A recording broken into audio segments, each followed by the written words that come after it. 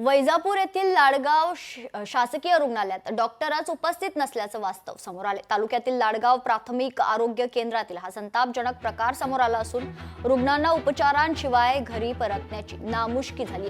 रुग्णालयाच्या हलगर्जीपणामुळे खरं तर ही नामुष्की झाल्याचं कळते। कोट्यवधी रुपये खर्च करून अत्याधुनिक केंद्रे उभारण्यात आली होती, मात्र या प्राथमिक आरोग्य केंद्रांमध्ये गेल्या काही दिवसांपासून डॉक्टरांच्या हलगर्जीपणामुळे ओस पडलेली आहे।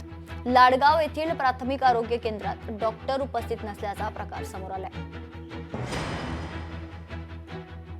डॉक्टर कोणीच नाही का? आहे ना एक मॅडम तिथे गोळे चालू गोळे पण डॉक्टर होते की इथं? पण नाही इथं म्हणतात तीच पण म्हणलं जिल्हा परिषदनं थंब सिस्टम जे लावलेलं आहे तर ते थंब सिस्टम सुद्धा आता PSCचं बंद आहे आणि त्यामुळं गावातल्या 85% नागरिकांना माहिती आहे का दुपारी 12 वाजेनंतर जर कधी PSCला गेलं तर डॉक्टर लोक कधीच अवेलेबल भेटणार नाही।